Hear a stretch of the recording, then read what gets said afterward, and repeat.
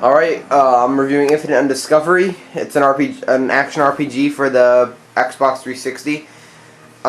This game really does not disappoint me. There's been a lot of negative reviews for this game. I don't know why, but it's not bad at all. Like, there's hardly anything wrong with it, to be honest with you. There are maybe like one or two things that could have been improved, but really, it's just a great game overall. First off, let's get right into the story. Basically, the story is about the main character, Capel.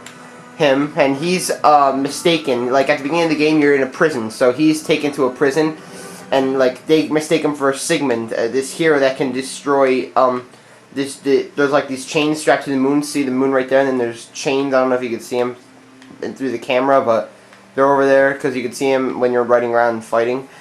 So that's Sigmund right there with the shield and with the sick ass armor on. So they look exactly alike. I mean, other than the fact that their personalities are completely different and you know, well, like, they look alike though. So but that's basically what's going on. They eventually Sigmund does join your party. He's in my party right now, of course. The game, now let's get into the gameplay. The gameplay is truly where the game does actually shine.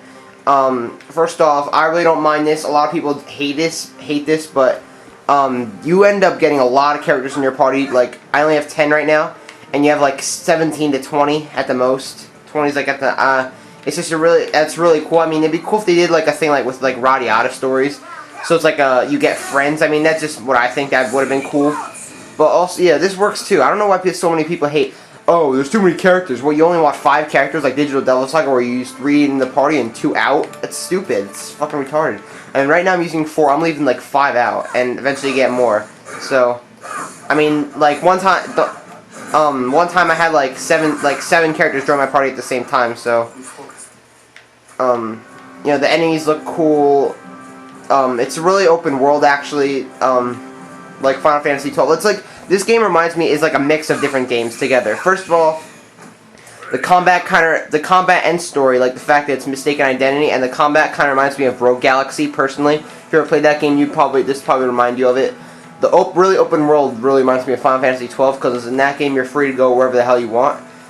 So yeah, I mean, I'm really not disappointed with this game. I mean, in the Japanese RPG genre, this is considered a short game, 20 to 25 hours, and it's 2 discs. So I mean that each disc probably takes like 10 hours. So yeah, but that's basically the gameplay. There's a lot of other stuff you can do. You can create items, like, but now the cool thing is that the game's in full real time. So if your weapon is unsheathed, I mean, yeah, if it's sheathed, you press select or whatever it's called in the 360 controller, and then your character sit down. So you're still vulnerable to attack. But if you press B, right? I press RT to unsheath my weapon, so everybody takes out their weapons. So if I press select, I could, you know, I stand, but like, there's certain things you can and can't do. Like, I can't create items. I can only do it when I'm sitting down.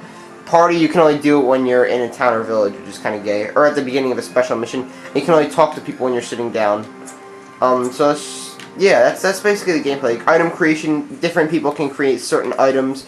Like, Michelle will probably create magic items. Sigmund will probably create weapons. Balbagan will probably create weapons also. You know, only Capel can't create weapons because he's like the leader. And the AI handles your party members. You at full control of Capel. Battle skills. Let's go right into that. If I hold A, right, I can do slashing cannon. Boom. Except I just completely missed, didn't I? As you level up, you'll learn different battle skills. You could assign different battle skills to A or B. By holding A or B, you'll use a battle skill that's assigned to you. If I just press A as a simple 3-hit swing. If I press B by itself, I'll do a heavy attack. And you can combine different buttons. So if I press A and B, boom, crescendo spike, boom, boom, diminuendo dive, boom, boom, boom, dancing rhapsody. Those are just heavy attacks. Those aren't special skills, although they say it is, but they don't consume MP. But overall, yeah, the game is really great. There's I've yet to see any slowdowns. I have not seen any slowdowns like IGN complained there were, but really, it's just a great game. And also, you could actually see the difference in weapon. Like, a lot of RPGs, you equip a weapon, but you can't see it. It's dumb. I don't know why they do that, but this game, you can actually see the difference in weapon. Yeah, that's pretty much the game. And you can also do different tactics. And since Capel is a musician, he can play different songs with different effects. Like, for example,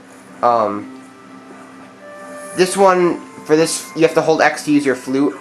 That opens different, like, paths that, like, if you, that opens paths that would originally be hidden, so you could actually go through them, whatever. So yeah, I hope you enjoyed this review. It's a great game. I'd check it out. It's Infinite Undiscovery for the Xbox 360. Here are the ratings.